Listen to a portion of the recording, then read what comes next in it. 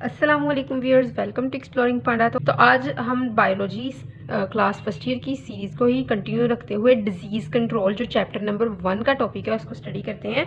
What is the disease control. Disease control के अंदर कौन कौन से टॉपिक हमारे पास आ जाएंगे। एक है प्रिवेंटिव मेजर्स, ठीक है, दूसरा है वैक्सीनेशन और इम्यूनाइजेशन का टॉपिक, और तीसरा है हमारे पास ड्रग ट्रीटमेंट और जीन थेरेपी। तो सबसे पहले बात करते हैं कि कौन कौन से मेथड हैं डिजीज़ कंट्रोल के हमारे पास। ठीक है, एक है preventive measures,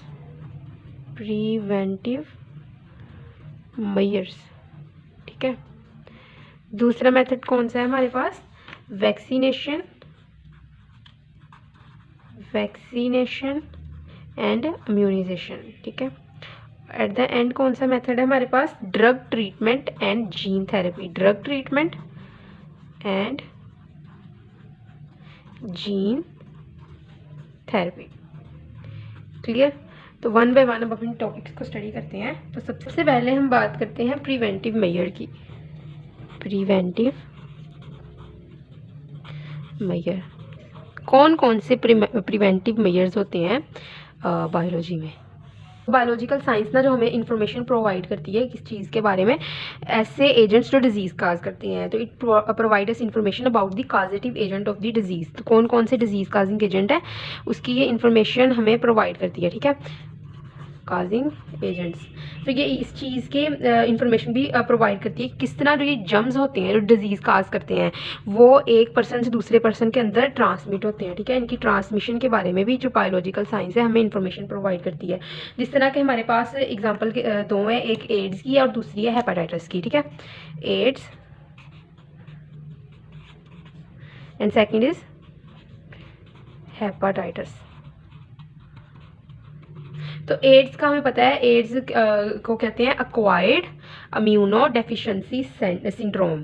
acquired immuno deficiency syndrome, तो ये किसकी वजह से जो डिजीज़ है वो काज होती है, किस वायरस की वजह से।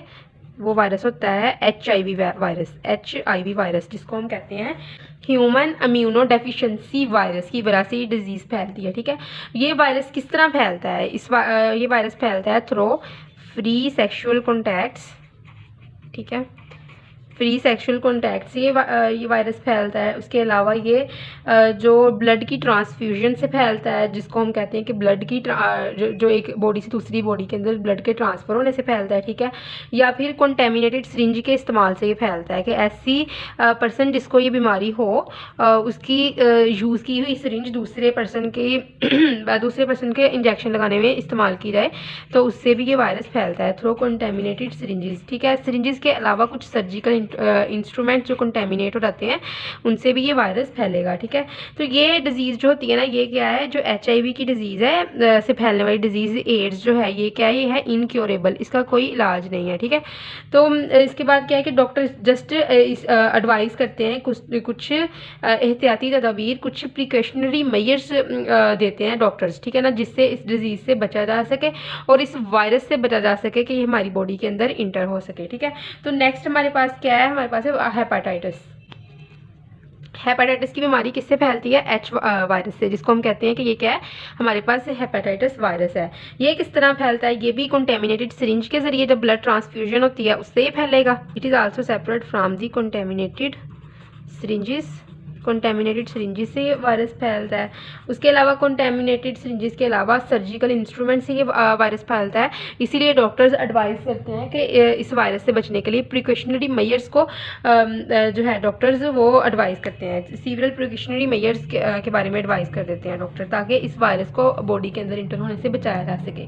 तो नेक्स्ट हमारे पास प्रिवेंटिव मेजर्स के बाद क्या है, हमारे पास वैक्सीनेशन और इम्यूनाइजेशन, ठीक है। नेक्स्ट हम बात करते हैं वैक्सीनेशन और इम्यूनाइजेशन की। वैक्सीनेशन एंड इम्यूनाइजेशन, ठीक है। तो अगर हम वैक्सीन की बात करें कि वैक्सीन क्या होती है, वैक्सीन एक डेड जर्म्स होते हैं, वो वायरस भी हो सकते हैं या फिर बैक्टीरिया भी हो सकते हैं। डेड जर्म्स होंगे, वायरसेस भी हो सकते हैं, वो डेड और डेड बैक्टीरिया भी हो सकते हैं, ठीक है, जिनको ना इंजेक्ट करवाया जाता है बॉडी के अंदर, और उस बॉडी के अंदर वैक्सीन जो जाके वो क्या प्रोड्यूस करती है, एंटीबॉडीज़। बॉडी के अंदर जाके एंटीबॉडीज़ प्रोड्यूस करती है, ठीक है। और एंटीबॉडी वहाँ पे जाके क्या करेगी, वो पर्सन के इम्यून सिस्टम को बहुत ज़्यादा स्ट्रॉन्ग बना देगी, ठीक है ना, उस जो है वो वायरस और बैक्टीरिया के ख़िलाफ़, ठीक है। इम्यून सिस्टम को स्ट्रॉन्ग बना देगी किसके ख़िलाफ़, वायरसेस और बैक्टीरिया के ख़िलाफ़, वायरसेस एंड बैक्टीरिया। हमें पता है कि जो एंटीबॉडीज़ होती हैं ना, ये कौन प्रोड्यूस करता है, ये प्रोड्यूस करते हैं, ये प्रोटीन होती है जो कौन प्रोड्यूस करता है, हमारा इम्यून सिस्टम प्रोड्यूस करता है, इम्यून सिस्टम। और ये किस लिए इस्तेमाल की जाती हैं, against that viruses and bacteria, dead viruses and bacteria, ठीक है ना, डेड जर्म्स के खिलाफ ये जो होता है वो हमारा इम्यून सिस्टम ये एंटीबॉडीज़ प्रोड्यूस करता है। तो वैक्सीन जो होती है, वैक्सीन क्या है, वैक्सीन एक डेड जर्म्स होते हैं, ठीक है, हमारी बॉडी में, या फिर डेड जर्म्स में हमारे पास वायरस भी हो सकता है और बैक्टीरिया भी हो सकता है। जब ये बॉडी के अंदर इंटर हो जानी है ना, तो हमारे इम्यून सिस्टम ने क्या प्रोड्यूस करना है, एंटीबॉडीज़, ठीक है। क्या तो जब ये डेड जर्म्स जो कि वैक्सीन की फॉर्म में इंजेक्ट कर दिए जाते हैं बॉडी के अंदर, तो ये डेड जर्म फिर एंटीबॉडीज़ प्रोड्यूस करवाते हैं इम्यून सिस्टम से। अब इम्यून सिस्टम ने एंटीबॉडी कर दी है प्रोड्यूस, ये जो होती है ये एंटीबॉडी ये क्या करती है, ये इम्यून सिस्टम को जो है वो बहुत ज़्यादा स्ट्रॉन्ग करती है, ठीक है ना, और ये बचाती है अटैक ऑफ द जर्म्स, जो वायरसेस, डेड वायरसेस और बैक्टीरिया के अटैक से बचाती है, ठीक है ना। तो नेक्स्ट हम बात करते हैं कि जो प्रोसीजर होता है ना, जिसके ज़रिए जो बॉडी के अंदर दाखिल करवाए जाते हैं, बॉडी के अंदर इंट्री करवाई जाती है वैक्सीन की, the procedure of the entry of the vaccine in the body, ये क्या अगर होता है, ये प्रोसीजर को क्या कहते हैं, इस इंट्री प्रोसीजर को कहते हैं हम वैक्सीनेशन, ठीक है। तो जो डेवलपमेंट, जो इम्यूनिटी की डेवलपमेंट होती है ना, जो ये एंटीबॉडीज़ प्रोड्यूस होनी है, ठीक है ना, इसने इम्यूनिटी बाद में एंटीबॉडीज़ ने डेवलप करनी है। तो जो ये इम्यूनिटी डेवलप होनी है ना, as a result of the entry of the vaccine into the body, ठीक है, जो इम्यूनिटी ये डेवलप होनी है, इसको हम कहते हैं, प्रोसेस को कहते हैं, इस प्रोसेस को कहेंगे वैक्सीनेशन, वैक्सीन की एंट्री की। और ये एंटीबॉडीज़ जो प्रोड्यूस हो गए, इम्यून सिस्टम एंटीबॉडी प्रोड्यूस होगा, और जो एंटीबॉडी जो इम्यूनिटी प्रोड्यूस करेगी बॉडी के अंदर, इसको हम क्या कहेंगे, इम्यूनाइजेशन, ठीक है, इम्यूनाइजेशन, क्लियर। तो अगर हम बात करें नेक्स्ट के एडवर्ड जेनर की, जिसने डेवलप की थी टेक्निक वैक्सीन की, जिस बंदे ने वैक्सीन की टेक्निक डेवलप की थी, जिसने पहली दफ़ा वैक्सीनेशन करवाई थी, ठीक है ना, तो वो कौन था, वैक्सीनेशन का प्रोसेस जिसने करवाया था वो था हमारे पास एडवर्ड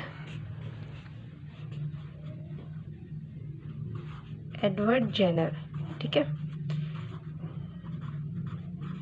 इस आदमी ने ये टेक्निक जो थी वैक्सीनेशन की ये डिस्कवर करवाई थी। तो इसने पस लिया था, पस ली थी किसकी, काउ पॉक्स की। काउ को जो एक बीमारी होती है जिसको हम काउ पॉक्स कहते हैं, उस बीमारी में क्या होते हैं कि बॉडी के अंदर ना बड़े बड़े पस्ट्यूल्स बनने शुरू हो जाते हैं, ठीक है। तो काउ पॉक्स की जो वो पस्ट्यूल्स है उसमें से पस जो वो गिरती है, ठीक है ना। तो वो जो पस थी ना वो इसने ली थी, क्या इसका नाम है, एडवर्ड जेनर ने, और उस पस का नाम क्या रखा गया था, वैक्सा, ठीक है। तो फिर उसके बाद क्या किया था, वैक्सा जो है ना ये लैटिन वर्ड है जिसका मतलब क्या होता है, काउ, ठीक है। तो जो वैक्सीनेशन की टर्म है ना वो भी इसी वर्ड से निकली है, वैक्सा के, क्योंकि वैक्सा लैटिन में काउ को कहा जाता था। तो ये जो पस थी ना इसके अंदर क्या थे, किल्ड जर्म्स थे। किल्ड जर्म किसके थे, उस वायरस से जो ये काउपॉक्स की डिजीज़ फैलाता था उसके जर्म्स थे इसके अंदर। ये जो वैक्स है ये क्या थे, ये जर्म्स थे, और जर्म्स भी कैसे, किल्ड जर्म, ठीक है ना, कि हमने यहाँ पे किल्ड डेड जर्म्स की ही बात की थी, ठीक है, वो किल्ड जर्म थे। तो एडवर्ड जेनर ने क्या किया, एक पर्सन की बॉडी में इंजेक्ट करवा दिया ये जो जर्म्स थे, ठीक है ना, काउपॉक्स के पस में से निकलने वाले जो जर्म्स थे इसने वो इंजेक्ट कर दिए एक पर्सन की बॉडी में। तो पर्सन के अब पर्सन की बॉडी के अंदर क्या आ गई, जब जर्म को इंजेक्ट करवाया तो उसके अंदर आ गई इम्यूनिटी।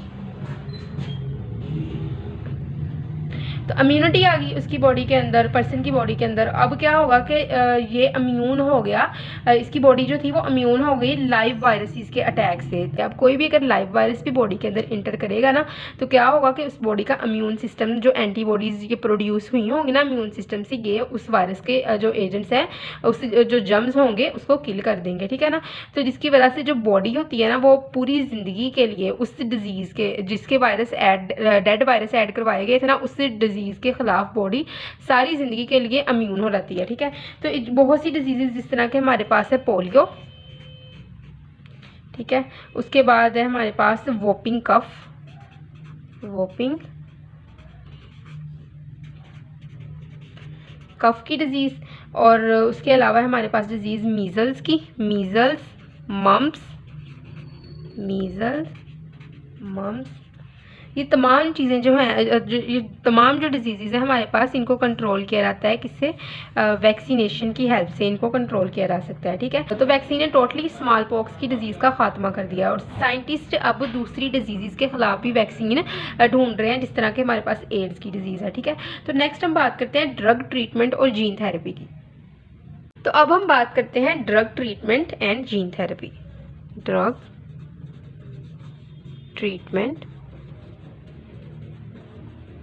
एंड जीन थेरेपी, ठीक है। तो ड्रग ट्रीटमेंट और जीन थेरेपी के अंदर हम कुछ एंटीबायोटिक्स की बात करते हैं, ठीक है। उसके बाद एक रेडियोथेरेपी की बात करते हैं, कीमोथेरेपी की बात करते हैं, और एट द एंड किस बात चीज़ की बात करते हैं? जीन थेरेपी की बात करते हैं। तो सबसे पहले हम बात करते हैं एंटीबायोटिक।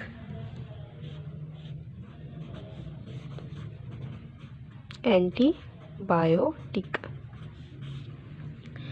तो एंटीबायोटिक में क्या देखते हैं कि ऐसे केमिकल सब्सटेंस जो बॉडी के अंदर जर्म्स को किल कर देते हैं, ठीक है ना। तो एंटीबायोटिक्स केमिकल सब्सटेंस हैं वो जो जर्म्स को किल कर देते हैं, बॉडी में इंटर होने वाले जर्म्स को का खात्मा कर देते हैं, ठीक है ना। तो एंटीबायोटिक्स बैक्टीरिया को भी किल कर सकते हैं। तो एंटीबायोटिक्स को इसीलिए जो बैक्टीरियल डिजीज़ के खिलाफ दिया जाता है, ठीक है ना। बैक्टीरिया को किल करते हैं, इसीलिए इसको किस चीज़, कौन सी डिजीज़ के खिलाफ दिया जाता है? ऐसी डिजीज़ जो बैक्टीरिया से काज होती हैं, ठीक है। समटाइम क्या होता है कि एक पर्सन है वो रेजिस्टेंस डेवलप कर लेता है अगेंस्ट एंटीबायोटिक्स, क्योंकि उसकी बॉडी के अंदर जो बैक्टीरिया होते हैं वो एंटीबायोटिक रेजिस्टेंट हो जाते हैं, ठीक है। तो नेक्स्ट हम बात करते हैं ड्रग ट्रीटमेंट और ड्रग थेरेपी के अंदर सेकंड है हमारे पास रेडियोथेरेपी। रेडियोथेरेपी, ठीक है। तो रेडियोथेरेपी की अगर हम बात करें तो रेडियोथेरेपी के अंदर क्या किया जाता है? रेडियो एक्टिव मटीरियल्स को यूज़ किया जाता है, रेडियो एक्टिव केमिकल्स को यूज़ किया जाता है, ठीक है ना। रेडियो एक्टिव केमिकल्स जो रेडिएशंस प्रोड्यूस किए जाते करती हैं, ठीक है। रेडियो एक्टिव केमिकल्स का इस्तेमाल किया जाता है और ये केमिकल्स होते हैं क्या प्रोड्यूस करते हैं? रेडिएशंस प्रोड्यूस करते हैं। ये जो केमिकल्स होते हैं ये ज़्यादातर जो हैं वो इस्तेमाल किए जाते हैं अगेंस्ट कैंसर।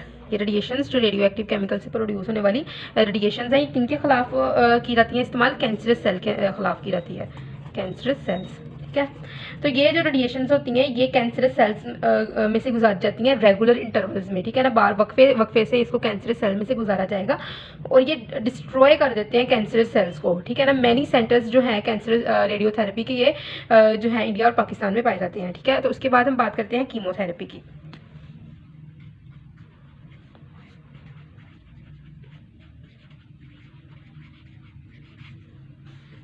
कीमोथेरेपी के अंदर हमें पता है कि केमिकल का इस्तेमाल किया जाता है, जो सेल्स जो होते हैं जो सेल्फ डिवाइडिंग सेल्स होते हैं जो खुद ही डिवाइड करते रहते हैं, ठीक है ना। तो सेल्फ डिवाइडिंग सेल्स के खिलाफ किस चीज़ का इस्तेमाल किया जाता है? सर्टेन केमिकल्स का इस्तेमाल किया जाता है, ठीक है ना। तो जो केमिकल्स होते हैं ये जो है कैंसर सेल्स उनको बिल्कुल ही किल कर देते हैं, ठीक है। कुछ एंटी कैंसर केमिकल्स जो होते हैं वो अप्लाई किए जाते हैं, बार बार वक्फे से अप्लाई किए जाते हैं। तो ये केमिकल्स जो होते हैं ये किल कर देते हैं, नॉर्मल सेल्स को भी किल कर देते हैं, ठीक है ना। जिसकी वजह से जो है एक तो कैंसर सेल्स तो हो ही जाएंगे, तो बाद नॉर्मल सेल्स भी जो होंगे वो मर जाएंगे, ठीक है ना। तो कभी कभार ये चीज़ फायदेमंद भी साबित होती है, क्योंकि जो कैंसर सेल्स के इर्द गिर्द वाले सेल्स होते हैं उनके भी बहुत ज़्यादा चांसेस होते हैं कि वो कैंसर से अफेक्ट हो रहा है, ठीक है। जब ये कीमोथेरेपी करवाई जाती है तो जो सर्टेन जो इर्द गिर्द वाले सेल्स होते हैं वो भी मर जाते हैं, जिसकी वजह से जो कैंसर के चांसेस होते हैं वो बहुत ज़्यादा, उसका रिस्क जो होता है वो कम हो जाता है, ठीक है। तो नेक्स्ट हम बात करते हैं जीन थेरेपी की। Gene therapy. तो अगर हम जीन थेरेपी की यहाँ पे बात करते हैं तो जीन थेरेपी क्या होता है कि ये रिप्लेसमेंट होती है, रिप्लेस कर देना होता है डिफेक्टिव जीन को एक नॉर्मल जीन से। बॉडी के अंदर कोई डिफेक्टिव जीन पाई जाती है जो कि काम नहीं कर रही वो जीन, या फिर अब नॉर्मल प्रोटीन प्रोड्यूस करवा रही है वो जीन, ठीक है ना। तो उस जीन को अब रिप्लेस करना है। तो अब वो जीन जो डिफेक्टिव जीन है जो कि प्रोटीन जो है वो नॉर्मल प्रोटीन नहीं प्रोड्यूस करवा रही वो जीन, ठीक है ना। कौन सी जीन है? डिफेक्टिव जीन है। हमें पता है कि जीन की कोडिंग से क्या बनता है? प्रोटीन बनती है हमारी बॉडी के अंदर। तो डिफेक्टिव जीन है जो, तो इसका मतलब है कि ये क्या बना रही है? अब नॉर्मल प्रोटीन बना रही है बॉडी के अंदर। तो जीन थेरेपी के अंदर क्या किया जाता है? इस डिफेक्टिव जीन को रिप्लेस करवा दिया जाता है हेल्दी जीन के साथ। Replace by healthy gene, healthy gene, ठीक है। हेल्दी जीन के साथ इसको रिप्लेस करवा दिया जाता है। तो ये एक न्यू टेक्निक है, इसको इस्तेमाल किया जाता है जो होस्ट सेल के अंदर जो डिफेक्टिव जीन्स वगैरह पाई जाती हैं, डिफेक्टिव प्रोटीन प्रोड्यूस करवा रही है, अब नॉर्मल प्रोटीन प्रोड्यूस करवा रही है, तो इसको क्योर करने के लिए ये वाला मेथड इस्तेमाल किया जाता है। तो इस मेथड के अंदर होता क्या है कि नॉर्मल जीन को आइसोलेट किया जाता है और इस जीन को इंसर्ट किया जाता है होस्ट सेल के अंदर और रिप्लेस कर दिया जाता है किसके साथ? डिफेक्टिव जीन के साथ, ठीक है। तो बोन मैरो के कैंसर के केस में क्या होता है कि नॉर्मल जीन को इंसर्ट किया जाता है बोन मैरो सेल के अंदर, ठीक है ना। बोन मैरो सेल्स के अंदर नॉर्मल जीन को इंसर्ट किया जाता है और जिसकी वजह से ये नॉर्मल जीन जाके अब हेल्दी प्रोटीन नेक्स्ट प्रोड्यूस करवाना शुरू कर देती है, ठीक है। तो नेक्स्ट हम बात करते हैं इंटीग्रेटेड डिजीज मैनेजमेंट की। Integrated disease management, disease management. तो इंटीग्रेटेड डिजीज मैनेजमेंट क्या है? ये कंट्रोल होता है किसी भी जो डिजीज का, ठीक है ना, तमाम मेथड के जरिए, ठीक है ना, जब भी रिक्वायर्ड हो। तो इसको हम क्या, किस तरह हम इसकी डेफिनेशन करेंगे? The control of the disease by using all method as and when required, ठीक है ना। तो इसको हम इंटीग्रेटेड डिजीज मैनेजमेंट का नाम देंगे। तो कम्युनिटी जो होती है ना, हमारा मुआशरा है, वो इस प्रोग्राम के अंदर हिस्सा लेता है। जो हमारी कम्युनिटी होगी, हमारे इर्द गिर्द की जो सारी कम्युनिटी है, वो इस प्रोग्राम के अंदर हिस्सा लेती है। अवेयरनेस चाहिए होती है सोसाइटी के अंदर, ठीक है ना। Awareness needed in the society against any disease, ठीक है ना। किसी भी डिजीज के खिलाफ सोसाइटी में अवेयरनेस चाहिए होती है, ठीक है। और इस डिजीज की किस तरह वो डिजीज काज करती है, फिर उस डिजीज का जो इलाज है वो क्या है, ठीक है ना। तो ये बहुत इफेक्टिव प्रोग्राम है किसी भी डेंजरस डिजीज के खिलाफ, ठीक है ना। जिस तरह कि हमें पता है कि हेपेटाइटिस वायरस है जो, ये किसी कंटेमिनेटेड सिरिंजेस के जरिए जो होता है, या फिर जो सर्जिकल इंस्ट्रूमेंट है उसके उनके जरिए भी फैल सकता है। जिसकी वजह से अब अगर इस चीज़ की अवेयरनेस सोसाइटी के अंदर फैला दी जाए तो ऐसी सिरिंजेस का, ऐसे सर्जिकल इंस्ट्रूमेंट का इस्तेमाल नहीं किया जाएगा। उनको पहले दूसरे चेक्स के ऊपर अप्लाई करने से पहले बहुत अच्छे से साफ किया जाएगा, ठीक है ना। तो इंटीग्रेटेड डिजीज मैनेजमेंट का प्रोग्राम ये सारी जो है इन्फॉर्मेशन प्रोवाइड करता है लोगों में, इन इन्फॉर्मेशन को फैला देता है, इन इन्फॉर्मेशन को जो है वो आम कर देता है लोगों में, ठीक है ना। तो आई होप सो कि आपको इस जो इस टॉपिक की समझ लगी होगी, ठीक है। अगर किसी भी किस्म की कन्फ्यूजन है तो पूछ सकते हैं।